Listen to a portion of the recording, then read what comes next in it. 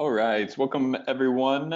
We're going to be getting started here in about a minute, just right at 1 p.m. Eastern time. While we wait though, and as people are kind of joining and settling in, wanted to throw up a quick poll question just to get a feeling kind of people's current knowledge, I guess, with the CCPA, just to better understand the audience. So let me throw that up real quick.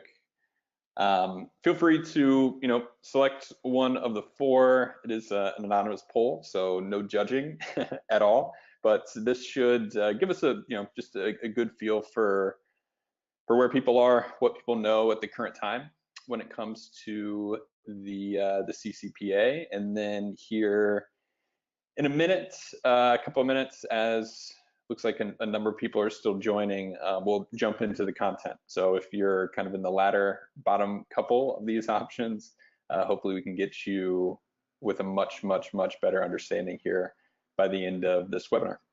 All right, perfect. So it looks like as we, kind of seeing the poll responses come in, it looks like most people are in that kind of latter half. Having heard of the CCPA, not really having much knowledge, or it being a completely new concept, which is perfectly fine. That's definitely understandable, and really the place that most people are. So hopefully here as we get into this content, we will clear that up quite a bit for you. So thank you everyone for joining. As the title says, and as everyone's aware, our webinar today, brought to you by Tag Inspector, is on the California Consumer Privacy Act, everything marketing and advertising professionals need to know. To start off with just a little bit of kind of general housekeeping, if you're interested in any of these topics, we do have a couple of upcoming webinars and events coming up here this week as well as next month. Tomorrow, Google Cloud for Marketers, one of my coworkers on the InfoTrust side, Pam, will be discussing forecasting as it relates to Google Cloud. And then we also have InfoTrust Analytics Roadshow events coming to a couple of cities in the US, Chicago and Atlanta. A few of my colleagues that really focus on Google Analytics will be there presenting. So for either one of those events, the URLs down there at the bottom, and to go ahead and answer one of the questions that will inevitably come up. Yes, this deck will be shared. We are recording, and that recording will go out. So that URL will be available there as well. A little bit about myself as well as our organization. I'm Lucas. I'm our Tag Inspector product manager, and also do a lot of consulting work around tag governance, privacy, data collection, and tag management.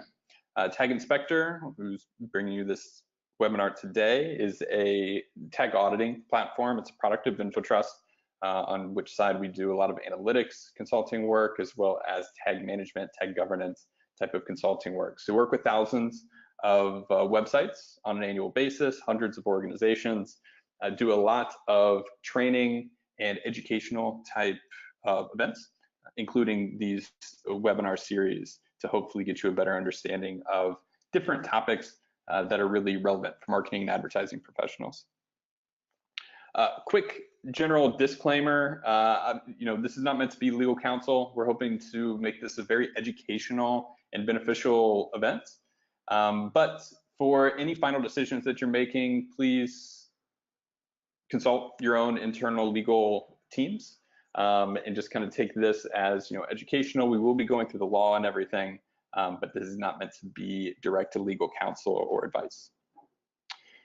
Perfect. So with that, just a quick rundown of the topics and the agenda here for today. So we're going to start out with just a quick overview of how we got here. What is the state of the marketing, analytics, advertising space? And why is it that we're starting to see a lot of these new privacy laws that are really becoming general, across the entire globe, with GDPR last year, CCPA coming into effect next year, and then even more to come as time goes on. From there, we'll go through the law, so the different requirements as outlined within the CCPA, some of the key definitions, and really the key things to know as a marketing advertising professional. We'll then get a little bit more specific, trying to translate those into requirements for your business. So what are the things that you really need to focus on as it relates to those advertising and marketing platforms loading across your different digital properties? We'll get into some best practices and next steps, so some things that you can take away today, start tomorrow, in order to be able to help your organization get prepared for the new privacy landscape that we're really going to be facing here. And then finally, at the end, we'll go through just a summary and Q&A. As always, please don't hesitate. Ask your questions, throw the questions into the questions pane. You should see it there within your GoToWebinar little module. Throw them in there throughout the presentation. Anything that's relevant to the topic that we're speaking about right then and there, happy to answer those as they come in. Want to keep this informal, want to keep this as beneficial and educational as possible for you all. So happy to answer those as we're going through, and then at the tail end of the presentation, we'll leave a little bit of time where we can go through any of those remaining questions to provide some additional clarity. So with that, just to kick it off and kind of provide a little bit of context and background. So how did we get here? Why is it that regulations such as CCPA are being introduced? And I think that context provides really helpful kind of information to better understand, what's the purpose of it? So what is it that we really need to be keeping in mind? What are the core fundamentals that we need to keep in mind as we're really thinking about how we need to go about managing this? So within the actual text of the CCPA, in the introduction, it does explicitly mention the Cambridge Analytica scandal as being one of the really core things that brought a lot of this to light. But even before that, over the past 10 years, we've seen a proliferation of marketing, analytics, advertising technologies. So this is just an example of some screenshots. This isn't specifically a screenshot from someone that's been running Tag Inspector scans for the past 5 years. 2014, you can see on their website, 13 tags, pretty basic, pretty straightforward. 2015, 34, starting to see a little bit of piggybacking activity, just an explosion of tags. 2016, 53, a lot more of that piggybacking activity, a lot more third parties beginning to load. 2017, 60 tags. We can see here many that are piggybacking or loading through other platforms that are deployed on the website. And then finally, last year in 2018, 164 tags. Now, this is one example, but this is really indicative and a really good illustration of what's happening across all websites across the entire internet. There's just been a huge explosion of the different tools and technologies that we can use, and all of those are really fueled by the data that's collected. A lot of that information obviously is unique to individual users, and organizations, the competitive advantage has been over the past several years who can best utilize that information in order to be able to make content, advertising more personalized, more specific. But the kind of the shady side of that are organizations and scandals such as that Cambridge Analytica scandal that really provided the impetus for a lot of these different privacy regulations. It's been going on. A lot of things have been happening. A lot of users weren't necessarily aware, but more of those recent changes and events in the industry have really highlighted the need for this. So with that, a little bit of context, let's now get into the actual law. So going through the CCPA, walking through some of those different requirements. So the first thing that's really important to understand are there's 5 core fundamental rights that are really outlined within the law. And then from there, there's different requirements that relate to how you can best afford and then uphold these rights for individuals. So these rights, number 1, the right of Californians to know what personal information is being collected about them, really comes down to transparency there. Number 2, the right of Californians to know whether their personal information is sold or disclosed and to whom. So going beyond just, hey, we are collecting this information about you, but we're also giving this or selling this to these other third parties. Again, transparency. The right of Californians to say no to the sale of personal information. So really giving the users and the consumers more power within this overall landscape to be able to dictate where their data goes, how it's used. Number 4, the right of Californians to access their personal information. So going beyond just that transparency and disclosure to also being able to request, understand exactly what it is that's collected, as well as to be able to have that provided back to them for their own personal reasons. And then number 5, the right of Californians to equal service and price, even if they exercise their privacy rights. This is really key. We can't discriminate against users for not wanting their data sold, not wanting their data shared, and for them exercising any rights that are afforded to them under the law.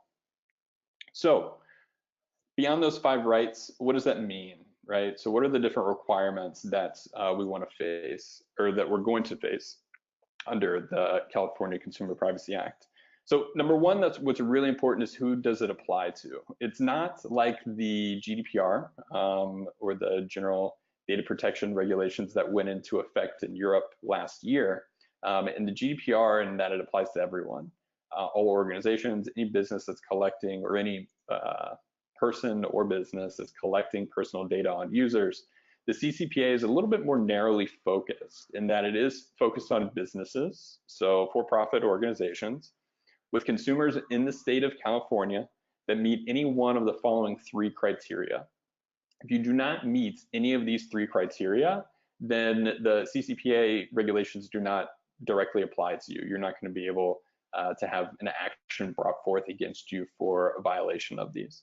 But the 3 criteria, number 1, annual gross revenues in excess of $25 million. If an organization annually buys, receives for commercial purposes, sells, or shares personal information of 50,000 or more consumers, households, or devices. And then if that's a business derives 50% or more of annual revenues from selling consumers' personal information. If you fall into any of these 3 different buckets, then the CCPA is going to apply to you. So you need to adhere to the restrictions that are set forth. We have a question here. Does this apply for B2B? So any B2B sales? In that scenario, yes. You're still going to have consumers, if they are residents of the state of California, if they are in California, you're likely still collecting, potentially some personal information, depending upon platforms and things that you're using. So those rights are still, afforded to those individuals. Because at the end of the day, a business is a collection of people, right? So it does still apply there. Perfect. Okay. So beyond who it applies to, also who is the CCPA? Who is it enforceable against? So if you meet any of those 3 different criteria, the CCPA, it applies to you. Beyond that, it is then enforceable against businesses that collect a consumer's personal information, collect personal information about a consumer or about consumers, sell consumers' personal information or disclose it for a business purpose, if you sell personal information about a consumer to a third party, or if you sell consumers' personal information to third parties. What's really key here in terms of who it's enforceable against, if you meet any of those 3 different criteria, then, as mentioned, CCPA applies to you. If you're not engaging in any of these activities, so if you can, prove and show that you are not collecting any personal information about a consumer, you're not selling any of that personal information, then, again, it's not something where those requirements would necessarily or would apply to you.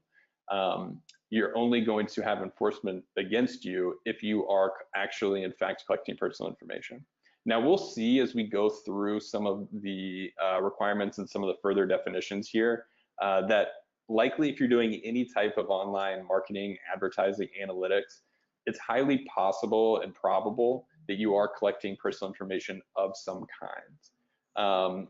And I think really important here is the next point. So these different important definitions, and one of the key ones being that actual definition of personal information as it's outlined within the law. So number 1, collect. What does that mean to be collecting personal information? you're buying, renting, gathering, obtaining, receiving, basically if you're obtaining in any way personal information, then that would be collecting or the collection of that. Now, an important point here, and again, this makes the definitions much broader than what is outlined in like the GDPR, for example, is that even if you're observing the consumer's behavior, that's still collection. So even general like analytics type of reporting or behavioral analysis of user behavior on your website, that's going to fall under that collection definition. Second important definition here is the selling. So if we're selling, renting, releasing, disclosing, disseminating, making available, transferring, basically if we're selling any of those things with a consumer's personal information to another business or a third party for monetary or other valuable consideration, then that falls under that selling. Now, it's important here, if you are just collecting that information, that personal information, using it only for first party purposes. So going back to that like analytics example, if you're observing users' behavior on your website, and even if you are collecting things like a user ID or client ID, if you're not selling that, then you're not going to fall under the restrictions that we'll get to here in a little bit that have to do with then actual selling those provisions. Also extremely important here, what is personal information? And again, this is a broader definition than what has been applied to or defined within something like the GDPR, which means that even if your organization has gone through a lot of efforts for GDPR preparedness, e-privacy types of things with the European regulations, you might still need to make some tweaks based upon the requirements here within the CCPA. So personal information under the CCPA, any information that identifies, relates to, describes, or is capable of being associated with, or could reasonably be linked directly or indirectly with a particular consumer or household. So if there's any information that identifies an individual or a particular consumer and that could be linked with them, that's going to fall under that definition of personal information. There's a few categories as outlined within the law that we're going to cover the relevant ones for marketing and advertising here in a minute. But one of the key ones here, and it's highlighted, this includes internet activity, so including browsing and search history, as well as web tracking data. Any of that information that is, assigned to like a unique identifier for an individual is going to fall under that personal information definition. And then finally, a consumer, any natural person who's a resident of California, applies to California residents outside of the state as well. So the scope of this, as of now, is obviously California Consumer Protection Act. So it is for California residents. Is kind of where that scope ends. But as we know, most organizations, most websites, while you're serving, a number of users and consumers from California, you also have a number of consumers and users elsewhere. And as it's a good idea to go ahead and put these, take these steps, put these practices in place, because that definition is going to grow likely with additional laws and regulations here in the coming years. Next thing that's important here is some categories of personal information. Now, there's additional ones as outlined within the law. Some of those are more like biometric information, health information. These are the four really primary ones that are going to come into play as it relates to marketing, advertising, analytics type of activities on your website. There's going to be a lot of mention later about different categories of personal information, but this just to give you an idea of what they are. That first bullet there basically covers what we would traditionally think of as PII. So things like a real name, an email address, social security number. Those are very explicit identifiers. The second one here is that internet or electronic network activity. Again, that covers also the browsing history, search history, information regarding a consumer's interaction with the website. So any of that behavioral information that we might be collecting about users. Geolocation data, this is often collected by pretty much every platform, even if it's pretty broad.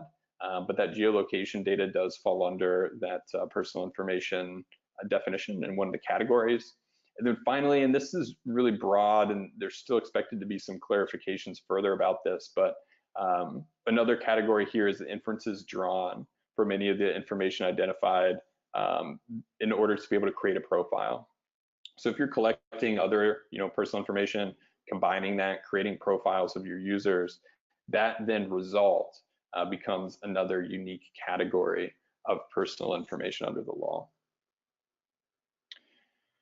So now that we've covered really, the high level 5 main rights that are afforded, the key definitions, so we understand, the vernacular a little bit, what we're talking about.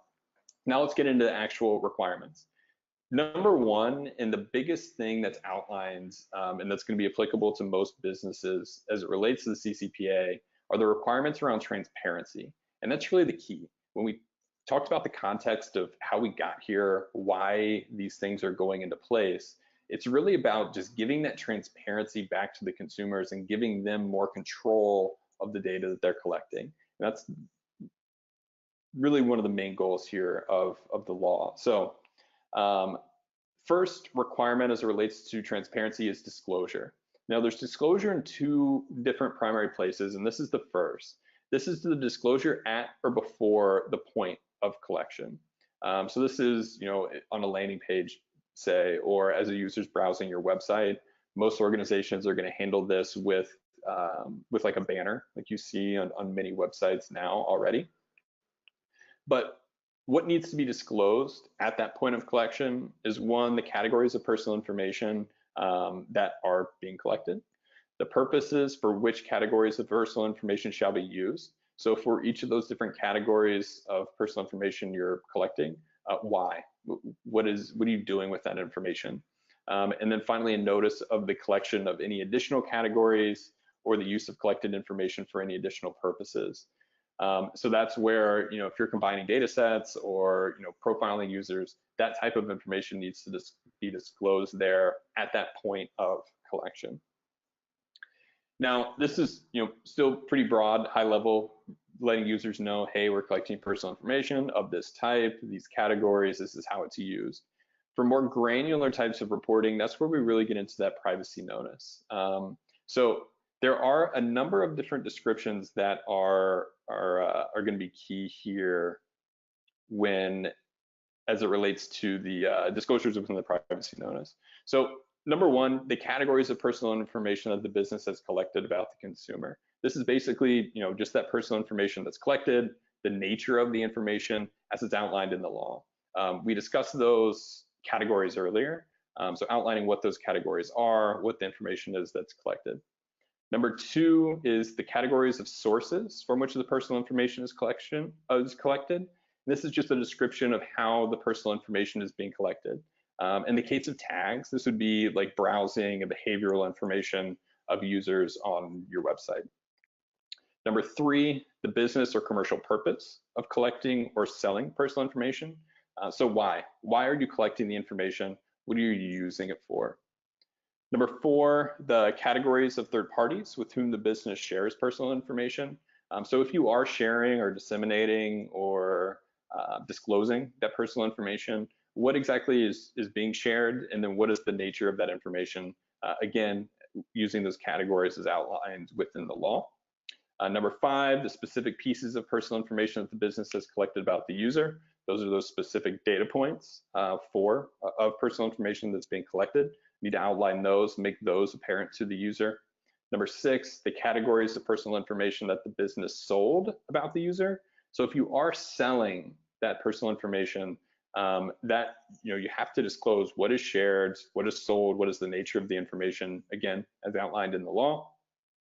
Number 7, the categories of third parties to whom personal information was sold. And again, this broken down by the different categories that we already covered of the personal information. So who specifically was it sold to?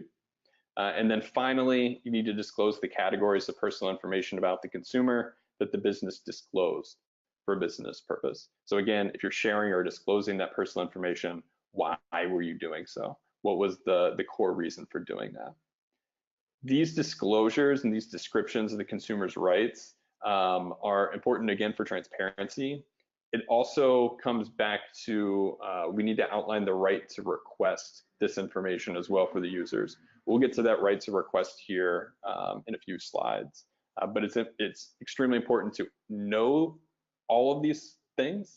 We have to have answers for them.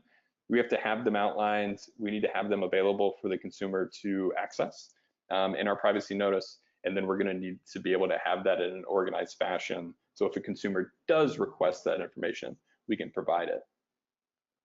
In addition to those descriptions in the privacy notice, there's also a few other requirements that are going to need to be updated within that CCPA section of your privacy notice.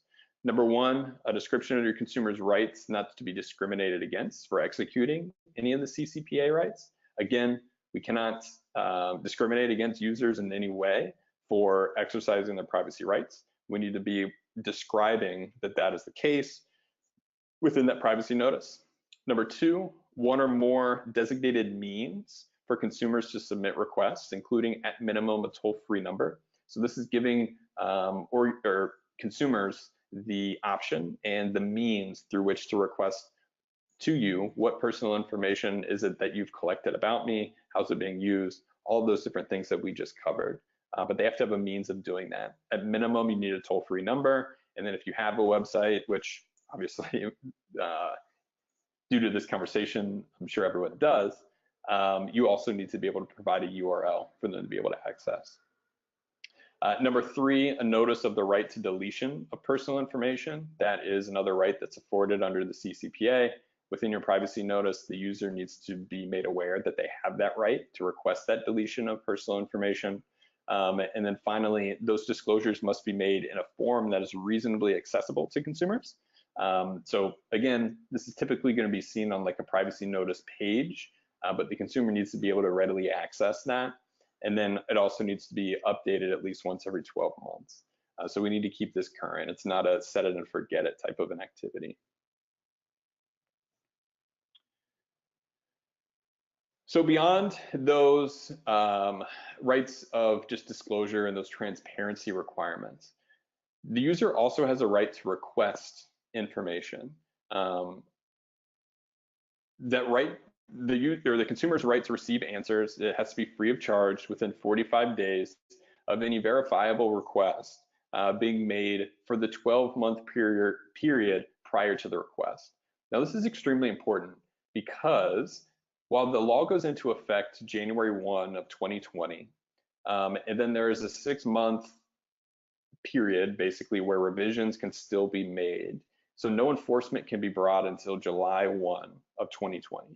But enforcement can be taken against, or action can be taken against violations that have occurred within that first 6-month period. So it's a little shaky there. Now, if a violation has occurred, there's also some workarounds where you have 30 days to rectify any type of an issue. If you can prove that it's been rectified, then that kind of supersedes that action. But I digress. The 12-month period prior to the request is extremely important because while those dates are, still next year, you're going to need to be able to provide that information for a 12-month period, retroactively. So it's extremely important that you start, getting on top of this and gathering this information as soon as possible in order to be able to provide that information in the case of an access request or even a deletion request. The information provided to the consumer must be in a readily usable format that the consumer can transfer to another entity without hindrance. And then there's also some requirements for the response. So you need to be able to explain to the consumer in that response what categories of personal information the business has collected, the specific pieces of personal information that have been collected, the categories of sources from which the personal information was collected. So how did you obtain that information? Where from? The business or commercial purpose for all of that collection, and then the categories of third parties with whom the business or you have shared that personal information with.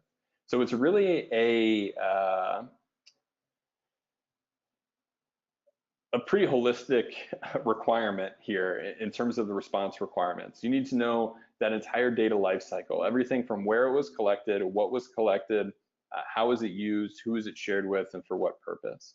So it's extremely important, again, as we'll get to, that you really start going through the data collection and audit type of activity, and really walking that data all the way through its life cycle. Additional requirements here for that erasure and opt-out. So the right to erasure, consumers do have the right to request erasure of any personal information which the business has collected from that consumer. Those erasure requests also extend to third parties with whom information has been disclosed. So if you have shared or sold that personal information, the request comes into you that a consumer wants their information to be deleted. You then need to be able to notify any third parties of that fact as well, so that they can then go through and delete that information as well. So it really goes through that entire, again, life cycle of the personal information data points. Consumer also has a right to opt out. Consumers must have explicit notice and an opportunity to exercise the right to opt out before any selling occurs. Now, opt out here, it's extremely important to note, is very, very different from like the opt-in or the consent types of requirements that we see, even in Europe under GDPR as well as e-privacy. One, it is a right to opt out.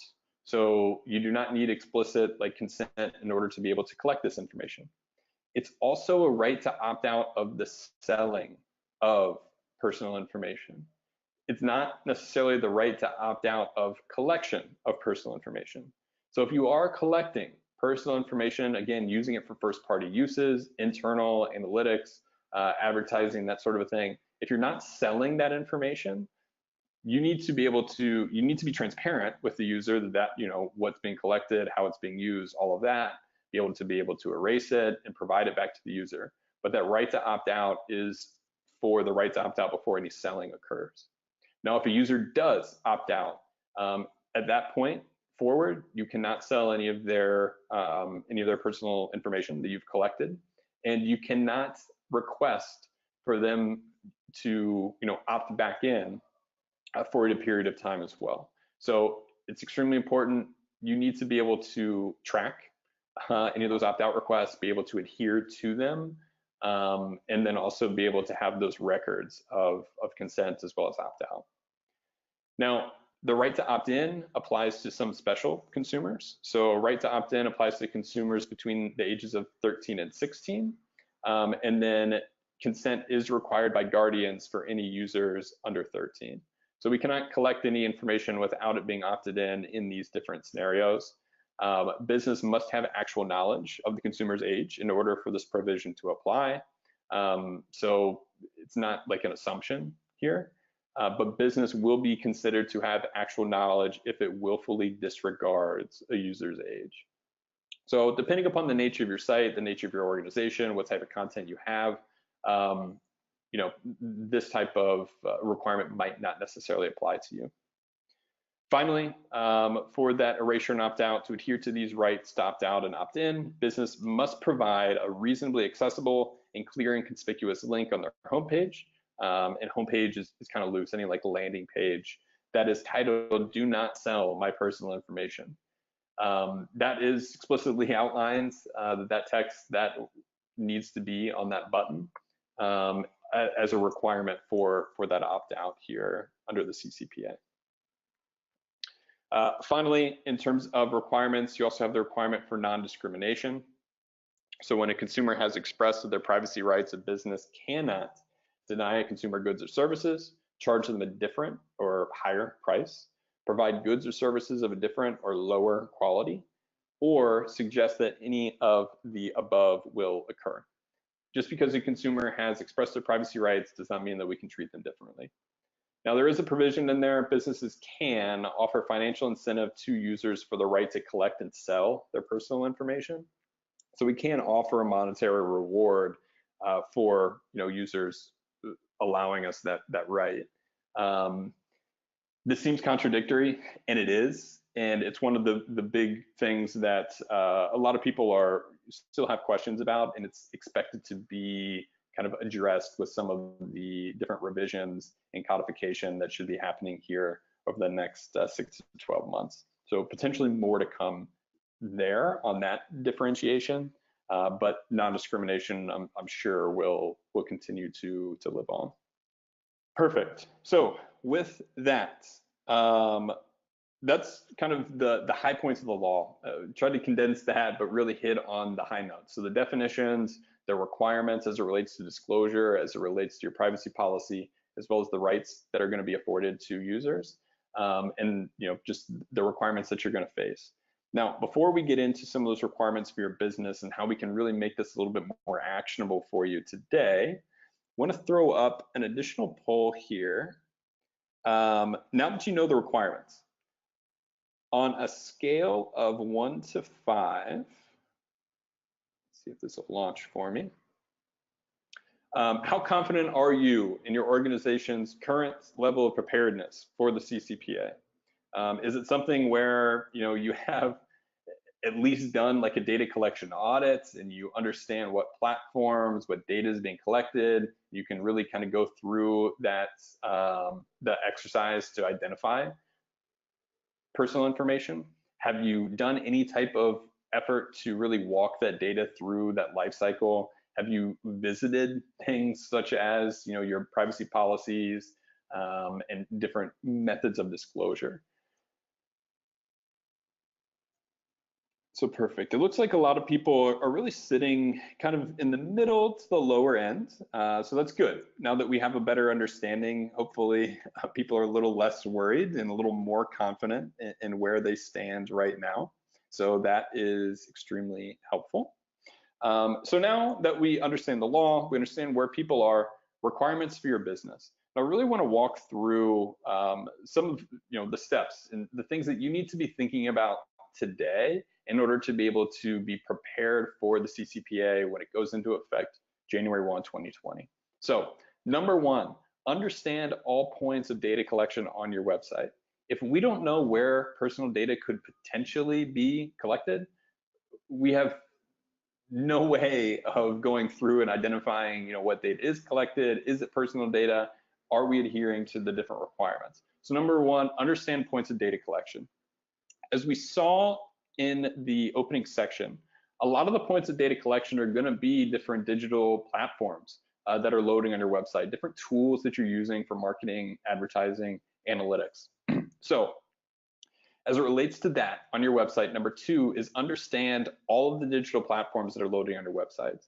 This is both platforms that are loading directly from the source of your page, platforms that might be loading through your tag management system, as well as platforms that might be piggybacking or loading through other third parties. You're responsible for all of them. If any of them are collecting personal information on your website, you as the business, the owner of that website, are responsible for knowing what's going on. So I want to show you a couple of just screenshots here. These are from Tag Inspector reports. The one on the left here is just a screenshot from our website. It shows you that hierarchy. So when I'm talking about piggybacking or third-party tags that might be loading through others, this is what I'm talking about. You see on that first level, those are different things that are loading directly from the page source on the website. Everything on those subsequent levels is either piggybacking on or loading through whatever it's connected to.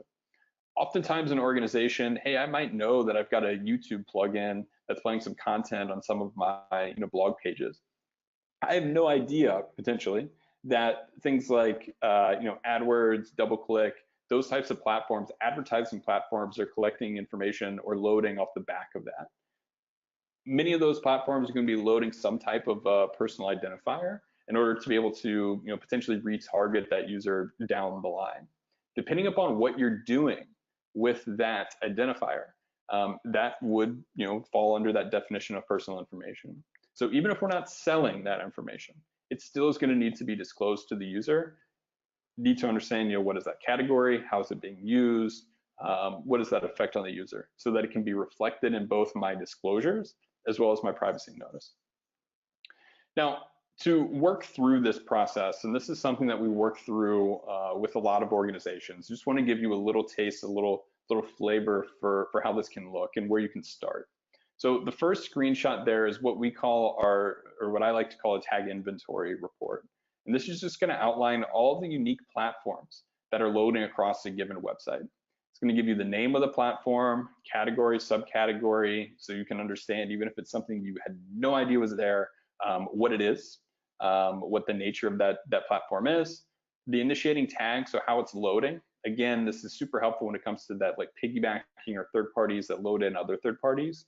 You can know what partner specifically it is that is introducing that additional platform onto your website to potentially collect that personal information. And then we can start assigning ownership.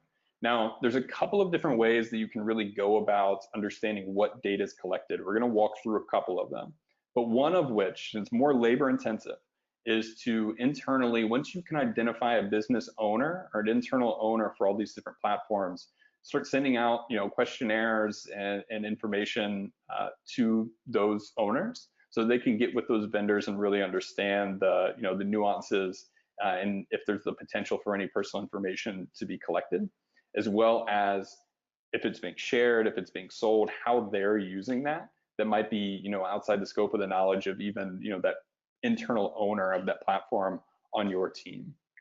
But step one is understanding what's there, assigning that ownership, understanding who's responsible for what. That second screenshot there is an inventory that's a little bit more CCPA specific. So again, it would have all those different tags, but we start walking through the questions that we're walking through right now. What are the tags? What are the platforms that are loading? Do any of them collect personal information? If so, what categories do those fall into? Is any of that sold? Is it shared? Disclosure, is that reflected in the disclosure that I have? Opt-out, all those different things. Again, this is just very high level beginning part of the process, but this is how I like to walk through it with audit clients. Now, if this is something that you really need help with, we do this all the time. Please reach out to us. We'll provide some information at the end, but this just to give you an idea of how you can go about that initial process of organizing this information. Now, once we understand all the digital platforms, then we start walking through those more specific questions. So for each platform, what data is being collected? This again is a screenshot from our Tag Inspector tool.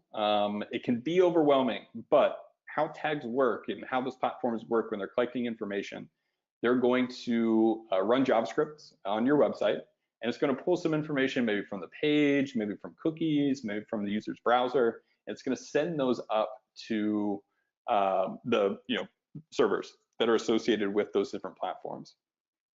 All of that happens in a request, a call, but it's going to have a bunch of key value pairs, so parameter names, parameter values. What a tool, a tag auditing platform such as Tag Inspector does, collects that information, it parses it out for you. So it can really provide in one easy place, a really good look at what all that information is being collected, and you can really understand, so we can start going through those activities of, is it personal information? If so, what? But we need to understand what data is being collected. For each of those platforms, now that we understand what data is being collected, is any of that, could it be considered personal information as defined under the CCPA?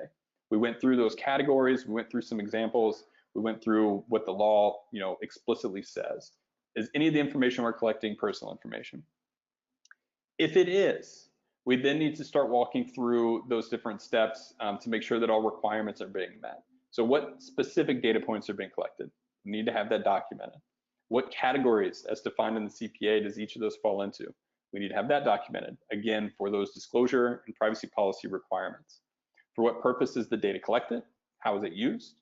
If the data is disclosed or shared with a third party, just first, if it is, if so, with whom? If it's sold to a third party, if so, to whom? And then is proper disclosure in place on the website? And then is the ability to opt out clear and easily available? We need to be able to walk through this for each of the platforms. And this is really what that auditing, that preparation process looks like when we get into the nitty gritty. Now here's an example, very basic example. This is looking at a request from Google Analytics specifically, but we can see here how you might break this out for a particular tag, for a particular request, and for some specific information. So we have parameters, what those parameters are, example values. Are any of these, could they be considered personal information? The two items in here that yes could be, a client ID and a user ID. Those are unique identifiers that could be reasonably associated with a unique individual or household. It shows that CCPA category of that unique personal identifier, a use description. So a lot of times organizations are going to use those IDs to unify data sets. So maybe the behavioral information with advertising information, for example, for retargeting or creating a profile for better personalization of ads, as well as you might be using it to unify like CRM data. So is it shared? Yes, no. With whom? Is it sold? Yes, no. To whom? Based upon this, now I know, okay, Google Analytics is a platform that I need to disclose that is collecting that personal information. This is what it is. This is the category. This needs to be reflected. I do not need to have that mechanism to opt out for selling because I'm not selling that information. But again, this is that audit and that preparation phase for the CCPA. Number 6, once we've gone through that, have it all documented, is proper disclosure reflected in both your homepage and privacy notice. And then is the ability to opt out if we are selling that information clear and easily available. So the brunt of the work is really in that preparation, and then following up on that, just making sure that everything is properly being reflected as required. Perfect. So now we know the requirements for your business. Now I want to quickly go through some best practices and next steps before we jump into questions, because I know we have a good amount of them. So just a list of some best practices and some next steps that you can start today, tomorrow, next week. Number 1, go through that tag audit. Understand, and it's extremely important first, understand what's loading, what data is being collected, what are those sources of data collection. As it relates to your website, as it relates to marketing, analytics, advertising, the platforms that you are most likely involved with, it's going to be those tags. It's going to be the platforms, the tags, the JavaScript that's loading on your website, collecting that information. Go through that tag audit, understand what's there. Number 2, once we know all those things, we need to be able to define a tag governance policy and a good quality tag governance process. Some organizations have these in place, most don't. Number 1, it's important as we're preparing for the CCPA. We have that audit, we go through everything, we define our policy. What should be happening, what shouldn't be happening, what's allowed, what's not allowed. We're going to need to define that and then put mechanisms in place in order to be able to uphold that, both when we're cleaning everything up at the outset, but then on an ongoing basis so we know what we're really looking for.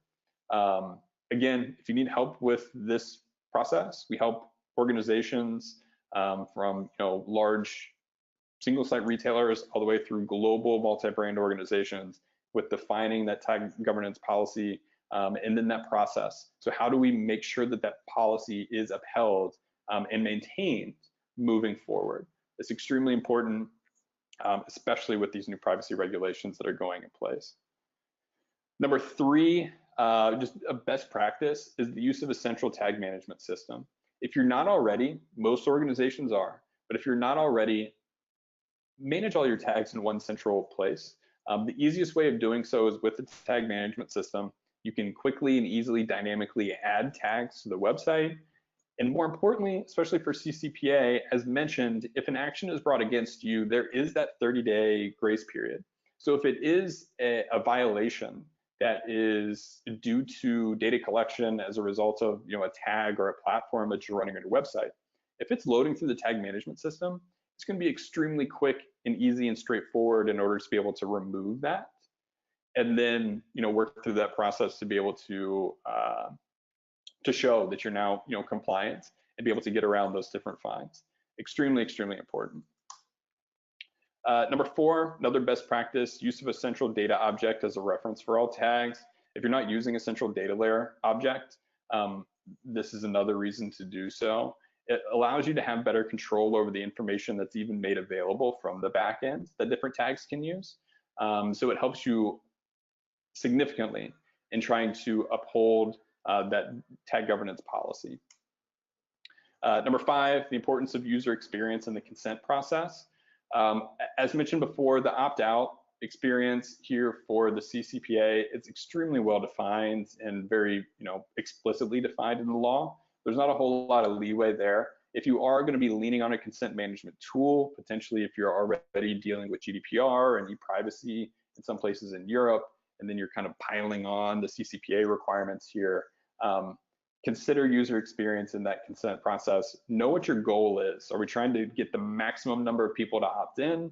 Are we trying to minimize the number of people that are opting out? And that understanding of the goal is going to inform a lot of what you do as far as that user experience.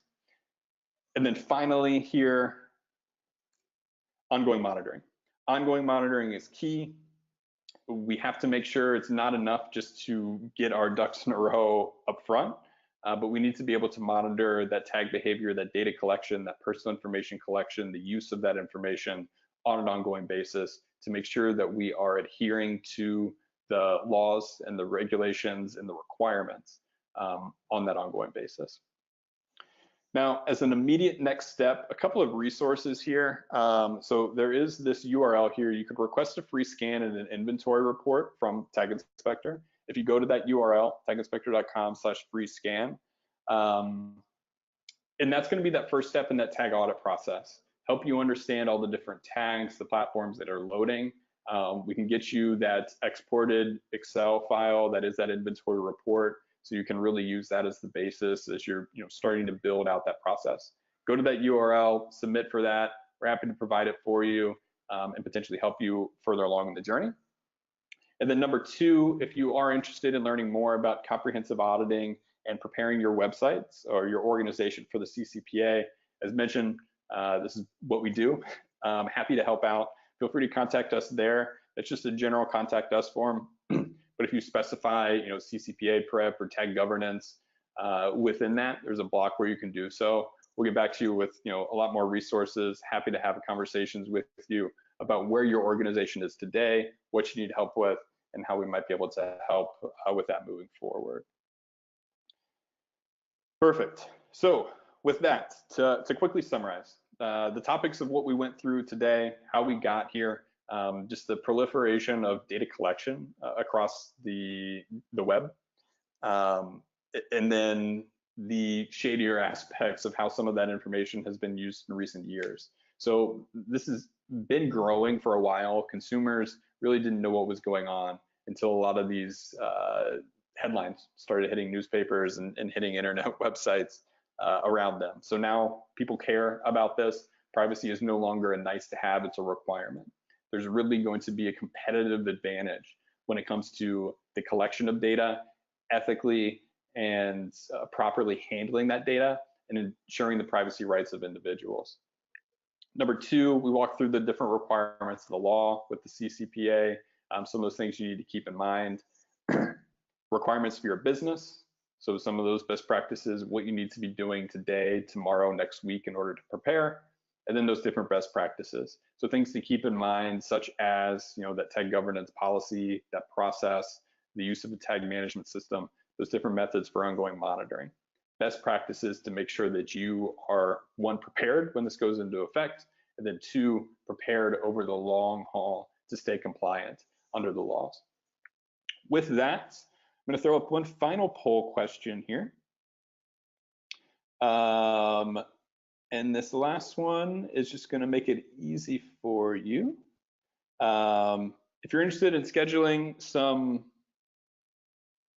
time or a discussion with our team, happy to help out. Just throw that in there to contact you to schedule a meeting. We'll follow up after this with some additional information and to chat a little bit more about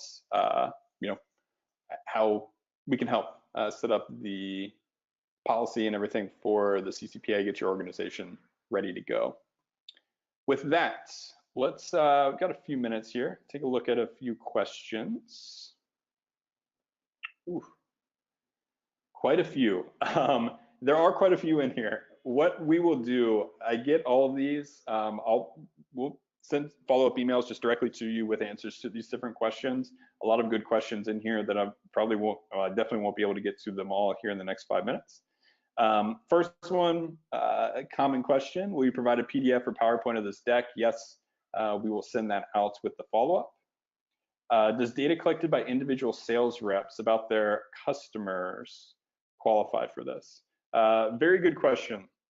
So when it comes to like offline data collection for, from sales reps, or any of that, It's actually a terrific question. I'm going to have to follow up via email for that. Most of what we focus on is more of that online data collection around those different platforms. But for that offline data collection, I will follow up. Excellent question. Another one, very good question. What questions should we ask our data partners to make sure that they are CCPA compliant? The biggest things when it comes to data partners is how are they using the information, if it's being shared, and if it's being sold. Those are really the keys initially for your organization. So if we think back to those requirements for disclosure, we need to know what is the ultimate, how is that information being used? So if you are working with partners, you are sharing that information with them, you need to understand that whole life cycle of any personal information that they're dealing with. It's also extremely important to understand if they're selling that information at all. Again, if that information is being collected, on your end, it's then being sold, that user needs to have that transparency, and they need to be able to opt out of any of that selling of their personal information once it's collected. So start with those two, broad ones. What information are you, collecting? And if you're the one sharing it with them, then you obviously know that. How are they using it? What is the result? If it's being shared with any additional third parties, and if it's being sold in any way. Using the answers to those, it's going to really be able to define the course for how you need to go about handling potentially that additional partner. If we're just data collectors, an example, an agency collecting data from a provider, is there accountability on the agency / collector, or is it all on the provider to get opt-in and manage opt-out? I'm assuming this would relate to, as it relates to like a provider. So if the data collection, if the consumer themselves is interacting with another business, and then you're a third party that is helping that business with,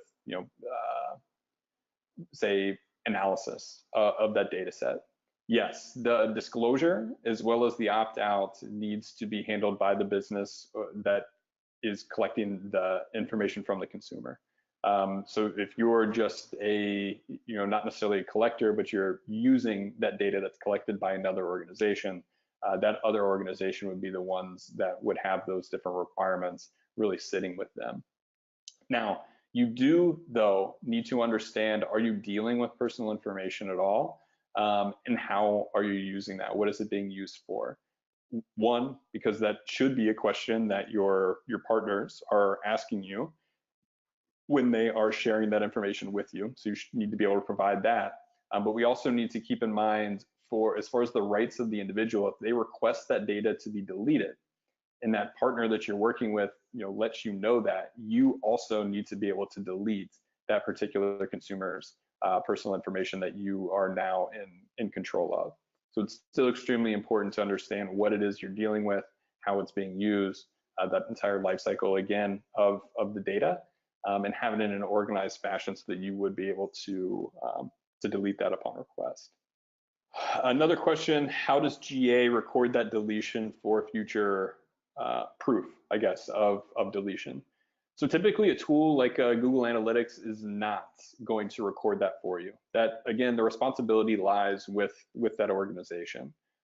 So if you go in there, you get that request, you need to have a mechanism in place within your organization to be able to, one, track those different deletion requests, two, verify them. There are some provisions in there about verifiable requests. It needs to be an actual person. If it's someone just spamming out a bunch of things on behalf of a whole lot of different individuals, that's not going to be a verifiable request. So one, you're going to have a method of verifying requests, two, organizing those, keeping track of those, and then also keeping track of the fact that you have deleted that information from different platforms that you're using. So unfortunately, a lot of platforms are not going to be able to provide that for you. That's going to be something that you have to manage yourself. Perfect. Okay, there's a number of additional questions in here. As mentioned, we'll follow up via email for these for all of you that have asked different questions. We'll get those over to you here in the next couple of days. In addition, be on the lookout for the deck for the recording of this webinar. As always, please do not hesitate to reach out to us. Happy to help out in any way, even if it's just answering questions. Reach out to us via the Tag Inspector website. Go in there, take advantage of that free scan and that inventory report. We're happy to provide it. Be on the lookout for additional events that we are hosting, and we hope to see you soon. Thank you very much for joining, and hopefully this has been helpful in clearing up a lot of those topics around the CCPA.